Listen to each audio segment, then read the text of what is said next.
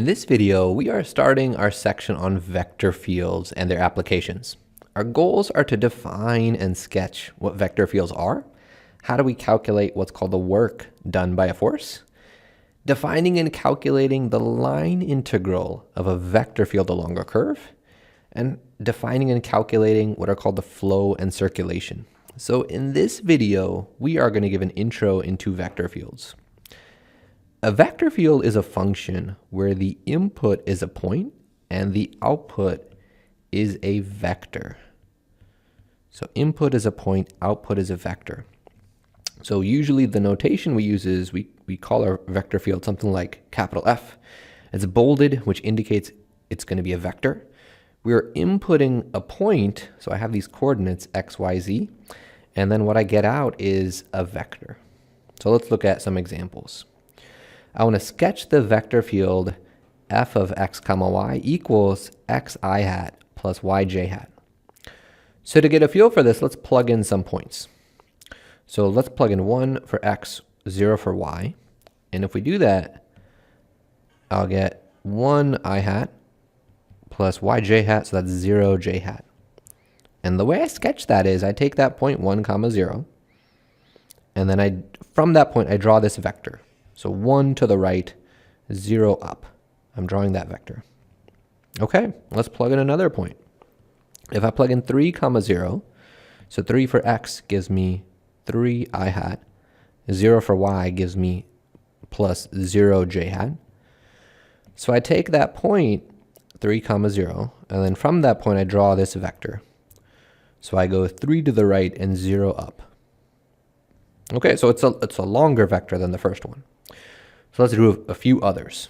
If I plug in 1 comma 1, xi hat gives me 1 I hat, and then plus 1 j hat. So from that point 1 comma 1, I draw this vector going 1 unit to the right, 1 unit up. Okay, from the point -1 comma 1, if I plug that in, I'll get -1 I hat plus 1 j hat. So from that point -1 comma 1, I'm drawing this vector which goes 1 unit to the left and 1 unit up. Okay, cool. And one more. If I plug in 2 comma 2, I'll get 2 I hat plus 2 j hat. So from that point 2 comma 2, maybe I'll put this in a different color just because it's clashing maybe with that first vector. From that point 2 comma 2, I'll draw this vector. So that's going 2 units to the right and 2 units up. So the tip of that vector is at 4 comma 4. Okay, so if I were to do more of these, I'm not going to write them all down like this. I'm just going to go ahead and sketch for you what it'll end up looking like. So if I take this point at 0 comma 1, and if I plug that in, we'll get a vector that goes 1 unit up. From this point 0 comma 3, if I draw that point, I get a vector that goes 3 units up. So seemingly the further away from the origin we go, the longer our vectors get. From this point at -2 comma 2, I'll get a vector that goes 2 to the left, 2 up.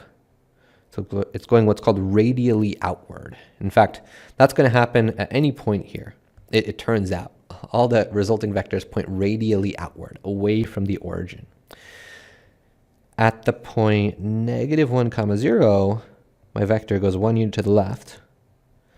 From the point -3 comma 0, it goes 3 units to the left. From the point -1 comma -1, I go 1 to the left, 1 down. And then from that endpoint, I go 2 to the left and 2 down. So it's stretching out further. If I go to the point 0 comma -1, I'll get a vector that just goes down 1. If I go to the point 0 -3, I get a vector that goes down 3 units. Let's do 2 more of these. From 1 comma -1, I'll get a vector that goes 1 to the right and 1 down. And then from that endpoint, 2 comma -2, I'll get a vector that goes 2 to the right and 2 down. So like this. All right, so I have a sketch of my vector field. So conceptually, what this tells me is at any point, at any of these points on the xy plane, it gives me an indicator of, well, how strong is the force at that point based on how long the vector is and what direction is it pointing me in. Okay, so let's do another example. Let's say I want to sketch this vector field E of x comma y equals y I hat minus x j hat. So let's plot some points. If I plug in 0, 1, so I get y I hat, so that would be 1 I hat, minus xj, so 0j.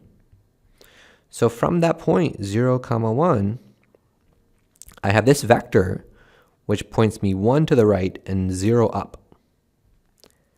If I plug in the point 1, 0, I'll get 0 I hat minus 1 j hat. So from the point 1, 0, I draw the vector that's just 1 unit down.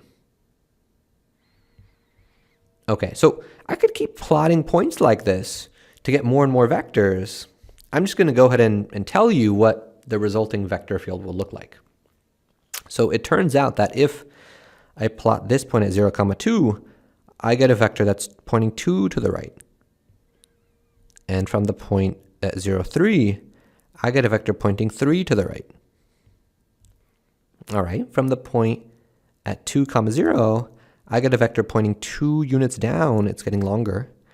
And then 3, 0, I get a vector pointing 3 units down. And it turns out that this will follow this sort of pattern. So from this point 0, negative 1, I get a vector pointing 1 unit to the left.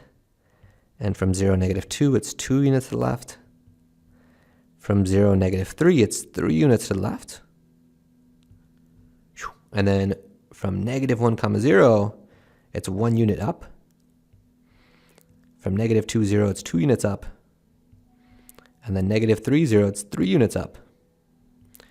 So this vector field seems to be, from wherever I am, kind of like rotating me around like this. And we could check this by plotting some other points. So if you had plugged in the point 2, 2 into this, you would get 2 I hat minus 2 j hat. So that's 2 to the right and 2 down. So like this. If I plot this point, I get a vector that'll give me 2 down and 2 to the left. If I plot the point at negative 2, negative 2, I'll get a vector that goes 2 to the left and 2 up. And if I plot this point at negative 2, positive 2, I'll get a vector that goes 2 to the right and 2 up. So this is indeed going to be like a rotational type movement. And the further away from the origin I get, the longer these vectors end up getting. Okay, so that is some sketching examples. Let's take a look at a more real-world example of a vector field. The gravitational force on an object of mass little m located at the point x, y, z. So there's some object of mass lowercase m at the point x, y, z. That gravitational force that is due to another object of mass capital M located at the origin. So there's this other object of mass capital M located at the origin, which is here in my picture, is given by the vector field. Capital F for my vector field will be equal to m, the mass of this, the first object that I had, times this other vector field G. So that vector field G is given by this formula, which looks complicated, but it's actually all not that bad.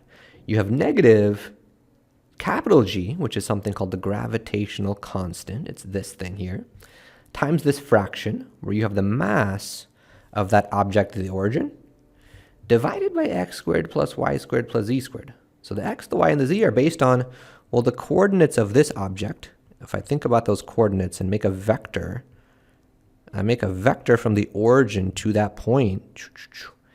It's based on that x, that y, that z.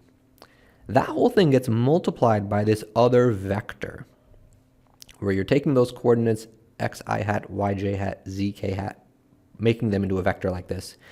And then you're dividing it by this square root term. That square root term represents the length, the distance between the two objects. Okay, in fact, I'm going to go ahead and write that down here. I'm going to call that vector from the origin to that point, I'm going to call that vector r. So then the length of r would be this square root of the sum of the squares of x, y, and z. That's the distance between the objects. So in physics 32 and 33 at Santa Clara, we can express this whole thing using this vector notation, where I have this negative g times that capital M on the numerator. This denominator is what I get if I take this whole thing and I square it. So it's that length of that vector r, that whole thing squared. And then that is getting multiplied by this quantity. This whole quantity, when you take that vector x, y, z, and you divide it by its length, I'm going to fill in the blank here. That is making it into a unit vector. That is r hat. So when I write that here, you're going to get this whole thing times r hat. And now it makes this equation just look a bit simpler, a bit more condensed. Okay, so we have this gravitational vector field given by this formula. So I'm going to flip the page now. In the special case where we are near the surface of the Earth, the distance between the objects, like if this second object is on the surface of the Earth, the distance between them is based on the distance from that object to the center of the Earth. So that's based on the radius of the Earth. The radius of the Earth is given by this formula. At least this is what's called the mean radius of the Earth, the average radius of the Earth. The mass of the Earth, capital M, is given by this. It turns out that I'm going to highlight this. If we look at this quantity here in front of that r hat vector, I'm going to highlight it down here as well. Negative g times m over the length of r squared. So we've plugged in for g, the gravitational constant. We've plugged in for g, that gravitational constant. Okay, and then we have plugged in for the mass of the Earth as well. And we've plugged in for the length of r, that radius getting squared. And the one thing that I'm realizing I'm missing is I forgot to put a negative here. So I need that negative sign. It turns out if you work out what this is going to be approximately equal to, I got that negative, and it ends up being 9.8 meters per second squared, which if you've taken some physics, that number should look familiar. That is the acceleration due to gravity near the surface of the Earth. So the general formula for a gravitational vector field, it gives us the number that you're probably used to working from physics in this special case. So we have looked at some examples of vector fields. There are other examples. There are what are called velocity fields, force fields, electric fields, magnetic fields, and gradient fields. All right, so in terms of our goals for this section, we finished goal 1. How do we define what a vector field is, and how do we sketch them? In the next video, we'll take a look at how we calculate the work that's done by a force.